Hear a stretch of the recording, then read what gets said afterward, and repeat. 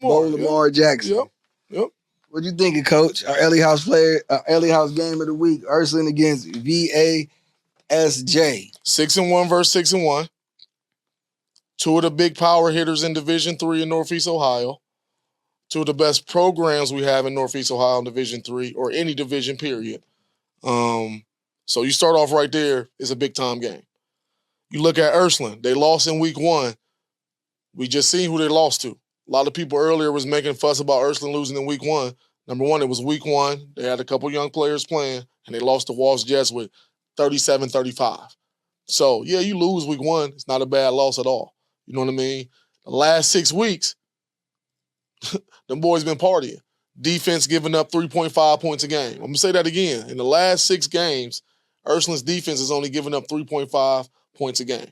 We talked about it on here every week. You talk about it all the time as far as teams fearing that secondary. Mm-hmm. They got one of the best secondaries in Northeast Ohio. They got the young kid Ray Javi at one corner, Deshaun Will at one corner.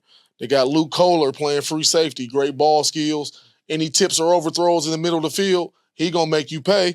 And then they got the babyface assassin. He could play the run, he could play the pass, he could cover, he brings leadership, he brings swagger. All in all, they got one of the best secondaries in Northeast Ohio for sure. The thing I'm interested to see is, I mean, it's simple and plain. Can they stop Bo? You know what I mean? It's simple and plain. Bo been banged up the last couple weeks. I think the coaching staff probably held him out a little bit. Looking forward to this game. Mm-hmm. You know what I mean? 6-1 versus 6-1.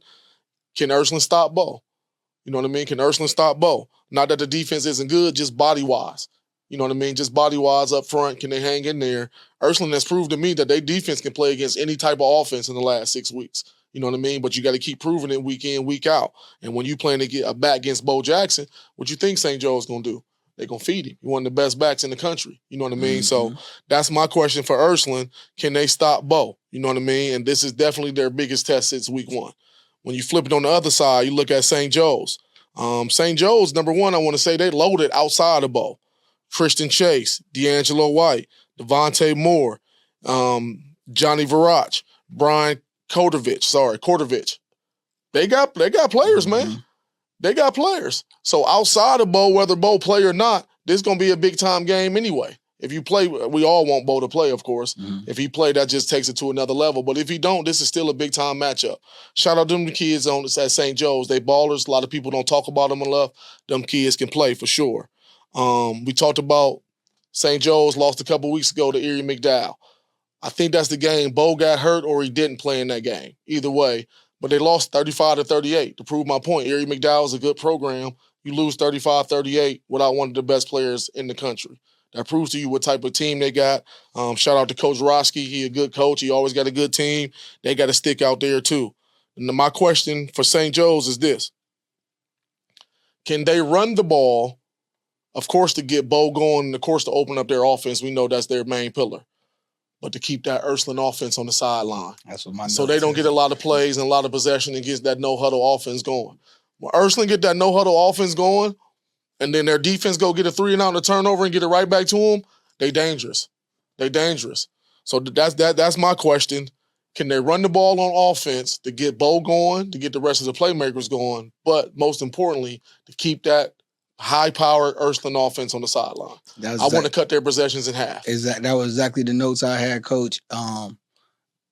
You're gonna have your best defense gonna have to be a long, drawn-out offense for sometimes. Sure. You know what I'm saying? Like you said, you don't want that engine getting revved up. You don't want to get, you don't want that passing game to get lathered up. You don't want them to start gashing you, because then that just opens up. Yep.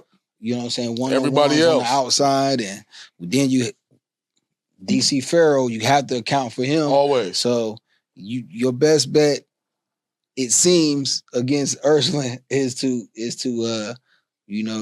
run a lot of plays if you can. You know what I'm saying? We seen Fitz try to do it in the first half just to keep the game manageable. You know what I'm saying? Is take our time, see if we can get something. If not, put our foot on the ball and try to survive with. They want to get out of there 17-10, 24-13, cut the game in 17, half. something like that. So, but on the flip side, like you said, what do McGlynn have for that running game. Right. So if indeed they load the box, or would they get some exotic defensive blitz packages to kind of stifle that run game? What do Village St. Joe's have if they have to get in that shootout? Are y'all putting that in play? So, and that's why I wanted to make that point about St. Joe's, because if they got to get in the shootout, they got some boys. Right. You know what I mean? They could put up points too. And I talked about the kid Devontae Moore. He's the backup tailback. He's really not a backup tailback. He's just playing behind one of the best backs. Their running back room is stacked. He could play. You know what I mean? So back to the point we was talking about as far as Ursuline trying to stop the run, it'll be mostly Bo, but then they got a kid that's going to come in with fresh legs that can run the ball too. To me, when you playing against Ursuline's defense, the most important down is first down. Mm-hmm. The most important down is first down.